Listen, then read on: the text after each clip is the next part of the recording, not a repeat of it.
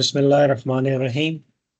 Today we will study chapter 10 of our internal combustion engine, and the topic of today's chapter is heat transfer in engines, or in simple word we call it as a cooling system regarding the engine.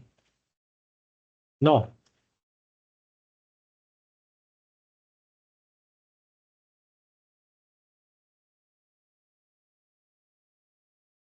first the introduction. As we have studied all the processes and cycle which are happening in the combustion chamber, and all the energy which is producing there, and the exhaust systems, the gases flowing from the exhaust system and their behavior on the atmosphere. Now, what is other things happening inside the engine, that so much is hot gases are produces, chemical energy is converted, fuel energy is converted into chemical energy, and the energy is generated there. So about 30% of the total chemical energy that enters an engine in the fuel is converted to a useful crank works. About 30% of the fuel energy is carried away from the engine in the exhaust flow in the forms of enthalpy and chemical energy. Out of this 35, the 30% of the fuel energy is carried away from the engine in the exhaust flow in the form of enthalpy and chemical energy. This leaves about one third of the total energy that must be dissipated to the surrounding by some mode of heat transfer. So 35, 30, and one third, that is approximately 30% or 33%. This leaves energy that must be dissipated to the surrounding by some mode of heat transfer. Now, the temperature within the combustion chamber of an engine reaches value of the order of 2700 Kelvin and up, depending upon the which conditions you are using: wide open throttle, part open throttle, or supercharged or turbocharged. So this temperature varies. Now, two general methods are used to cool combustion chambers of engine. Those are water cooled and air cooled. Now, let's see the energy distribution, what is happening regarding the energy, how it is distributed. The amount of energy power available for use in an engine is the power available is equal to mass flow rate of the fuel into heating value of the fuel.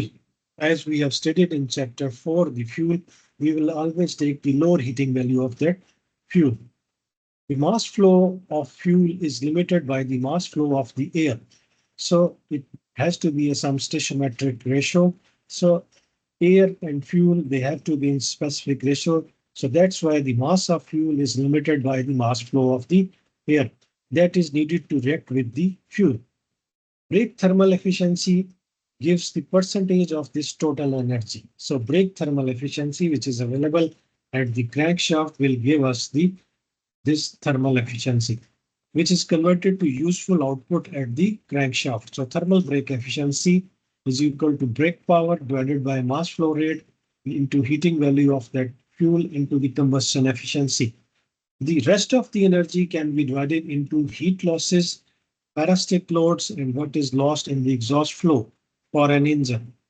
The rest of the energy that can be divided into heat losses, parasitic loads, and what is lost in the exhaust flow. For any engine, the power generated is equal to the power which is available at the shaft plus the heat losses in the exhaust, the heat losses during the with the materials and other things, or the parasitic loads, plus power to drive the accessories. Now, energy distribution depending upon the size and geometry of an engine, as well as how it is being operated. So energy distribution is always depend upon the size and geometry of the engine, as well as how it is being operated. Shaft power output is generally we get the power brake power at shaft output is 25 to 40%. CI engines are generally on the higher end of this, and SI engines on the lower end. Energy lost in the exhaust flow is that is Q dot exhaust mass flow 20 to 45%. A greater percent of energy is lost in the SI engine because of their higher exhaust temperature. As the higher SI engine exhaust temperatures are higher, so the greater percentage of energy is lost in the SI spark ignition engines because of their high exhaust temperature. Under many operating conditions, lost exhaust energy exceeds the brake power output of the energy. So other losses are Q dot loss is 10 to 35%. For many engines, the heat losses can be subdivided. Q dot loss is equal to Q dot coolant plus Q dot oil plus Q dot ambient. So let's see. With CI engine on the high end, heat flow to the coolant is about 10 to 30%. So with CI engine on the high end, heat flow to the coolant is about 10 to 30%. At high load, energy loss to the coolant can amount to about half of the brake power output. So remember this thing. At high load, energy loss to the coolant can amount to about half of the brake power output, increasing to about twice the brake power output at low load. So it varies depending upon the type of oil and engine speed. So Q dot oil is 5 to 15% directly to the surrounding. Q ambient is 2 to 10%. So friction losses on the order of the power friction losses is 10%. So these are the losses which we are having during the energy distribution. Now, engine temperatures, typical temperature values found in an SI engine operating normal steady state condition temperature are in degrees centigrade. So let's start from here. As we have a standard atmospheric condition, that standard atmospheric condition means we have a pressure of 1 atmosphere and air is at 25 degrees Celsius. Now air from 25 degrees Celsius comes to the intake manifold and the temperature rise to from 25 to 35 degrees Celsius. So if the temperature was 25, now here the temperature in the intake manifold is increased from 25 to 35% of the temperature. So 35 plus 25 is 60 degree Celsius in the intake manifold. Then the intake valve, here you have the valve temperature is 250 degrees Celsius. Now then comes the spark plug where you get the spark. So the spark plug temperature is 600 degrees Celsius. And at the exhaust valve, because it's an SI engine, so its range is from 300 to 900 degrees Celsius. So the exhaust valve temperature is 650 degrees Celsius. And the temperature of the exhaust flow in the exhaust manifold will be 450 degrees Celsius. Temperature inside the combustion chamber at the piston top will be 300 degrees Celsius. And the temperature of the coolant which is flowing in these channels is 105. Temperature around the piston rings is 220. At the top, we have 300 degrees Celsius. On the piston ring, we have 220 degrees Celsius. And at the piston skirt, the lower part of the piston, it is at 190 degrees Celsius. And the oil which is present in the crankcase or with the splashing of oil on the wall, the temperature is 70 degrees Celsius. The cylinder walls will be having a temperature of 185 degrees Celsius. The coolant temperature is 105. Oil temperature is 70 degrees. So this is the temperature distribution, normal temperature distribution when we have a steady state condition.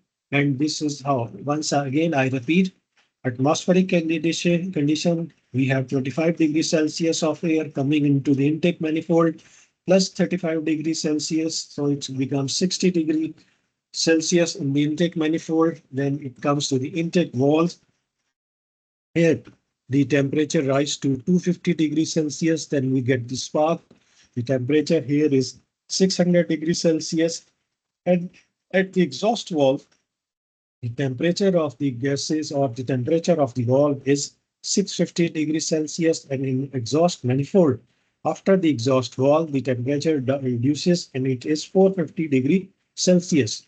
Now talking about the piston in the combustion chamber, at the top of the piston, at the crown of the piston, we have a temperature of 300 degrees Celsius. Then comes to the rings of the piston, we have temperature of 220 degrees Celsius. and on the bottom part or the skirt part, we have 190 degrees Celsius. And the cylinder wall will be having a temperature of 180 degrees Celsius. The coolant which is flowing in the water channels or liquid channels, that is 105 degrees Celsius, and the oil which is present in the crankcase and which is splashing or coming to the cylinder wall, that the temperature will be 70 degrees Celsius. Now let's see this temperature of an engine component of a typical SI engine as a function of the time after cold startup. On x-axis, we have a time from 0 to 60 seconds, and on y-axis, we have a temperature from 0 to 7 or 800 degrees Celsius. Now let's see. After 1 minute or 60 seconds, the temperature of coolant is raised up to, as you see, in previous diagram, it is 105. So it comes out to be 105 degrees Celsius. Piston top will be 300 degrees Celsius, piston end will be 220, and piston skirt will be 190 degrees Celsius. So now the exhaust piston spark plug, we have, as we know, 600 degrees Celsius, and the exhaust valve will be 650 degrees Celsius. So in 60 seconds, these are the engine warm-up temperature of different components in the engine or combustion chamber or cylinder. Now let's see the heat transfer in combustion chamber. On our this left side of this slide, we have a liquid cooled engine. On our right side of a slide in blue, we have a air cooled engine. So let's see this left side. We have this cylinder wall. The temperature of exhaust gases, the gases is 1000 degrees Celsius. The temperature of wall is 190 degrees Celsius. The convection heat transfer coefficient of Hg, this is your combustion chamber. This is the delta X, the thickness or the distance. Then we have a coolant here. So the coolant temperature is 105 degrees Celsius, and the convection heat transfer coefficient of the coolant is Hc. Now here we have a same cylinder wall. The temperature of gases is 1000 degrees Celsius. Temperature of the wall is 190 degrees Celsius. Convection heat transfer coefficient of the gases, which is in the combustion chamber, is Hg. Then we have this metal body fins arrangement. We have air in the surrounding, so the temperature of air is 25 degrees Celsius. So heat transfer through the combustion chamber cylinder wall of an IC engine. The cylinder gas temperature Tg, both cases the same, and convection heat transfer coefficient Hg vary over large range for engine each cycle, while the coolant temperature Tc is 105 degrees C or air temperature Ta 25 degrees Celsius, and heat transfer coefficient Hc here and Ha here will be here, are fairly constant. As a result of this, heat conduction in a cyclic for a small depth into the cylinder wall on the combustion chamber side, temperature are in degrees Celsius. So this is how the heat will be transferred in your combustion chamber. Now let's see local heat flux variation experienced at one location in a single cylinder of a typical engine for 3 consecutive cycles. So let's start from on x-axis. We have a crank angle from 0 to 800 degree, and the surface heat flux Q dot, that is megawatt per meter square. Now from 0 to 180, we have an intake stroke. From 180 to 360, we have a compression stroke. From 360 to 540, we have this power stroke. High temperature, high pressure is in the combustion chamber. So the surface heat mass flux is both the cycle. In all the 3 cycles, it is high. Then from 540 to 720, we have the exhaust stroke. Now let's see these. Every cycle, the heat flux will be vary depending upon the initial input which we are receiving in the form of air and fuel and the spark condition. So heat flux for every cycle will be different. It will vary in every cycle. Now, piston cooling. One method to cool the piston is by splashing or spraying lubricating oil on the back surface of the piston crown. We will study the lubricating system, the engine lubrication in our next chapter, but to just to give you an idea to how the piston is cooled down, we use splashing or spraying of lubricating oil on the back surface of the piston crown. In addition to being a lubricant, the oil then also serve as a coolant fluid because in combustion chamber we do not have the coolant as such. So oil, the primary function of oil is to lubricate the metallic parts which are moving there. And the secondary function of that lubricant oil is to serve as a coolant fluid. After absorption from the piston, energy from the piston, the oil flows back into the oil reservoir, into the crankcase, where it is cooled again. So oil is taking the heat from the piston and going into the reservoir and into the crankcase where we have a large quantity of oil and it is cooled there. Heat is also conducted from the piston face, but thermal resistance for this is quite high. The two conduction paths available are down the connecting rod to the oil reservoir. So one path for the conduction is available from piston to the connecting rod to the crankshaft that is in the dip in the oil reservoir. Through the piston ring to the cylinder valve and into the coolant into the surrounding water jacket.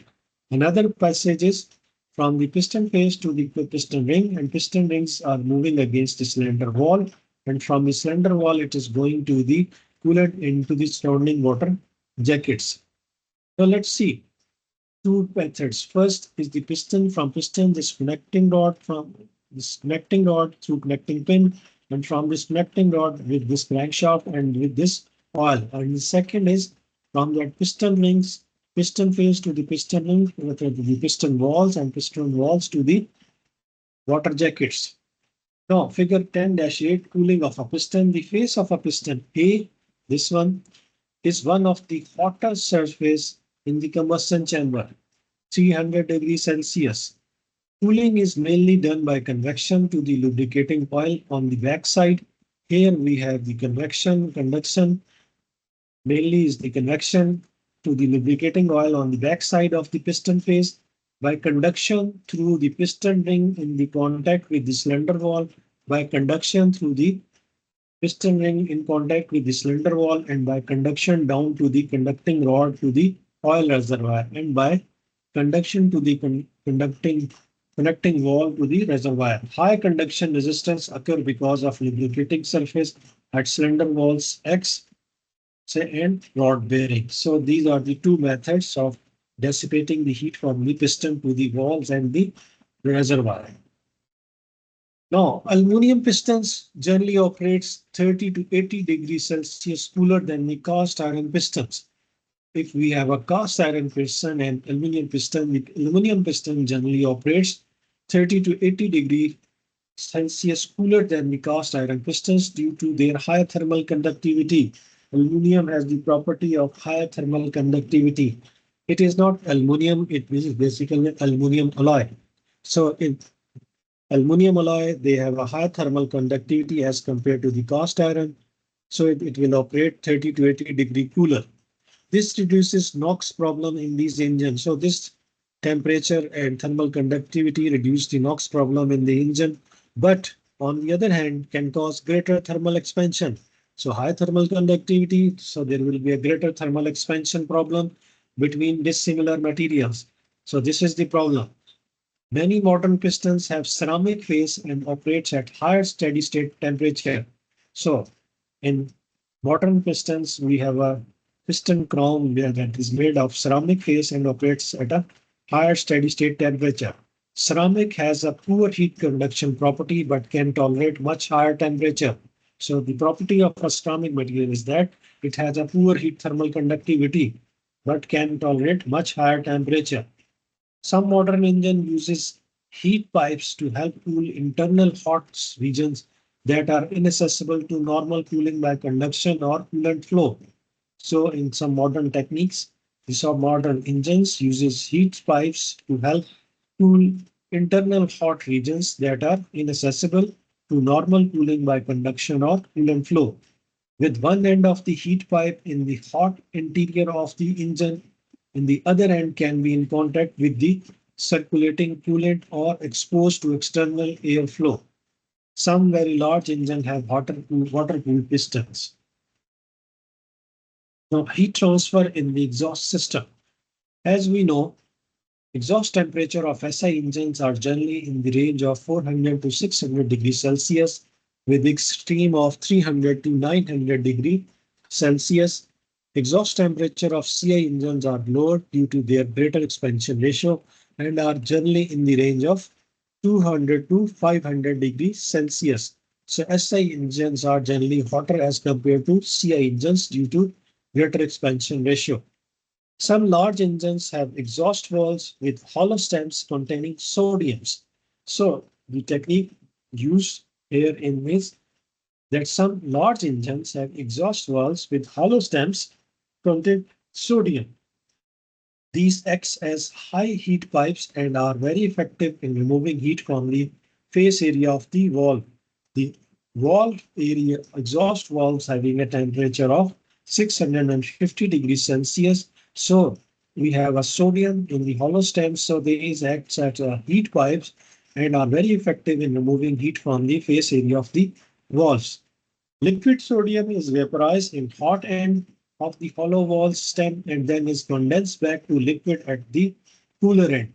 So liquid sodium is vaporized in the hot end of the hollow wall stem and then is condensed back to the liquid at the cooler end. Because of the larger transfer of energy during a phase change, the effective heat conduction in the stem will be many times greater than pure conduction. So because of this sodium, which is phase changing in the stem, the heat conduction will be more in this portion as with respect to the pure conduction if it is not hollow or pure metal. Now, heat transfer figure 10-9 average Nusselt number in the exhaust flow of a reciprocating IC engine. The cyclic pulsing that occurs in the exhaust increases the Nusselt number and convection heat transfer in the exhaust pipe by a factor of about 1.5 over steady flow condition of equal mass flow rate. On x-axis, we have mass flow of exhaust gases, that is m dot exhaust and Nusselt number here on the y-axis. If we have a steady flow, it will be Nusselt number will be less. If we have an exhaust flow that is highly turbulent, and then the Nusselt number will be 1.5 more. Now, the effects of engine operating variables on heat transfer. Now, heat transfer depends upon many variable factors, that is engine operating characteristics. First, it depends upon the engine size. Heat transfer depends upon the engine size, then engine speed, how much fast RPM it is, how much load it can take. Then the spark timing, at which time your spark ignition is taking place. Then the fuel equivalence ratio phi, at which phi which their engine is operating. Then evaporative cooling, we will talk about this later. Inlet air temperature, if the standard temperature is 25 degrees Celsius, but we are increasing the temperature, then what will be the effect on the heat transfer? Then the coolant temperature, then engine material, the piston, the block, and the walls, which are made of which material. Then the compression ratio depends heat transfers. Then the knock and swirl and switch, the turbulence moment which is inside the combustion chamber. So all these factors which affects the heat transfer in an engine. Now let's see what is the evaporative cooling. Water injectors are sometimes installed in the intake system of a high performance engine to increase evaporative cooling. So we use water injectors are installed sometime in the intake system of the high performance engines to increase evaporative cooling. This was done quite successfully in aircraft engines during World War II. Care must be taken to avoid collision problem with these engines, especially when the engines are not running. So for evaporative cooling, we use water injector in the intake manifold system. Saab Automobile Company, a Swedish company, has been experimenting with water injections to improve fuel economy at high speed and fast acceleration. So Saab Automobile Company has been experimenting with water injection to improve fuel economy at high speed and fast acceleration. To avoid the need for an additional water source, fluid is taken from the windshield washer reservoir. So to avoid the need for an additional water source, fluid is taken from the windshield washer reservoir. Antifreeze solution and washer additives do not seems to harm the engine. So high-speed fuel consumption has been reduced by 20 to 30% by with this method. Now as we know, there are two types of engine: air-cooled engine and water-cooled engine. Now let's see air-cooled engine. When compared with liquid-cooled engine, air-cooled engines have the following advantages. Air-cooled engines are lighter weight, less costly, no coolant system required, no coolant system failure because no coolant system is there. Example, water pump or houses, no engine freeze ups, faster engine warm up. These are the advantages of the air-cooled liquid engine. Lighter weight, less costly, no coolant system failure, water pump houses, no engine freeze up, was faster engine warm ups. No, but there are some disadvantages as compared to the liquid cool engine. They are less efficient, noisier, with greater airflow requirements and no water jackets to dampen the noise. Needs a direct airflow and thin surface. So these are the disadvantages as compared to the liquid cool engine. Now, general liquid cool engine, how it's look like. We have this engine block and in coolant passages. Water or coolant is flowing inside, going to the radiator. From the radiator, it going to the thermostat, and from thermostat, it goes to the water pump. And again, circulating. This is the circulation path. And we have an additional feature here, fan. The air from the surrounding is coming in, passing through the radiator, cooling the radiator and can cooling the engine block. Now, a radiator of an air liquid cooled engine used to remove heat from the coolant loop of the engine. A radiator is a liquid to air heat exchanger generally mounted in front of the engine of an automobile. Liquid flows is supplied by engine water pumps, while air flows is a result of forward motion of the automobile, assisted by one or more fans. So this is how general idea of the liquid cooled engines is. Now, it's little complex. Same thing. We have a engine block here. We have radiator, thermostat valve. Water is going from this radiator to the water pump or offset coolant pump. From coolant pump, it is going to the engine block in liquid channels. From engine block, it is going to the inlet manifold and then going to the heater core. And then from there, it is coming back or it is going. One passage is this, and second is radiator, water pump, coolant, thermostat, and going back to the radiator. So liquid in cooled engines, coolant. Basic property of a coolant is that it should be antifreeze and anti-rust. These are the two basic property of a coolant. It should be antifreeze and anti-rust. In addition to good thermal properties, a coolant should satisfy the following requirements. Chemically stable under conditions of use, non-foaming. It should be non-foaming, non-corrosive, low toxicity, non-flammable, low cost. So these are the six basic properties which a coolant should satisfy. Despite having antifreeze, anti-rust basic property, it should be chemically stable under condition of use, means wide range of variety. Non-foaming, it should not form foaming, as we have a soap foam is formed while doing a bathing, so using a foam. Non-corrosive, so it should be not having a chemical reaction with the rubber parts or metallic parts. Low toxicity, it should not be toxic to the human or environment. Non-flammable, it should not catch fire, and it should be low cost. Most commercial antifreeze satisfy these requirements. So commercial antifreeze which we use satisfy all these six requirements. Many of them are basically ethylene glycols. Most commercial antifreeze are ethylene glycol with small amount of additives. Some additives are added in this ethylene glycol. A hydrometer is used to determine the concentration of ethylene glycol. when it is mixed with water. So a hydrometer is used to determine that how much concentration of ethylene glycol is in the water is. The specific gravity of the mixture is determined by the height at which the calibrated hydrometer floats. So charts from your book, table 10-11, 10-1, it shows the values. Most commercial antifreeze products are Freestones, Xerex Extra are basically ethylene glycols, and the same calibrated hydrometer can be used for all these types.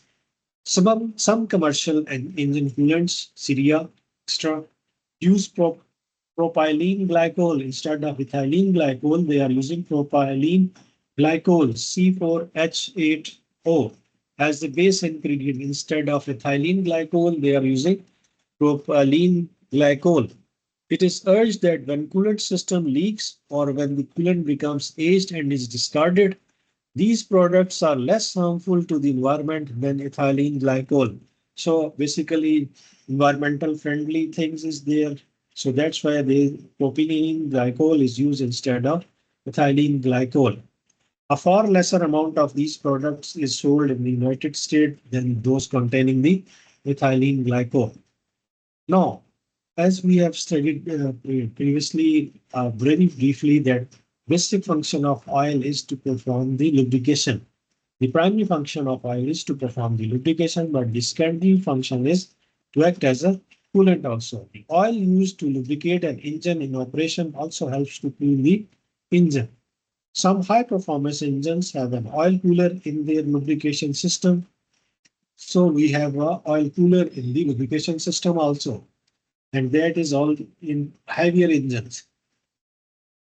The energy absorbed by the oil as it cools the engine component is dissipated in the oil cooler, which is a heat exchanger cooled by either engine coolant flow or external airflow. So oil, the secondary function of the oil is there act as a coolant. Now in some modern trends in engine cooling, a number of different methods of cooling an engine are being tested and developed. These includes with dual water jackets operating at two different coolant temperature. So these includes engines with dual water jackets operating at two different coolant temperatures. A higher thermal efficiency can be obtained by the flexibility this allows in controlling engine temperatures. The coolant around the engine block is operated hotter. So the coolant which is nearer to the engine block to the combustion chamber is allowed to operate hotter, which reduces oil viscosities and lower friction between piston and cylinder walls. Coolant around the engine head is kept cooler. Now the secondary passage is in the head around the engine head that is kept cooler to reduce knocking and allow for higher compression ratio. So once again, I read a number of different methods of cooling an engine are being tested and developed. These includes engine with dual water jackets operating at two different coolant temperature.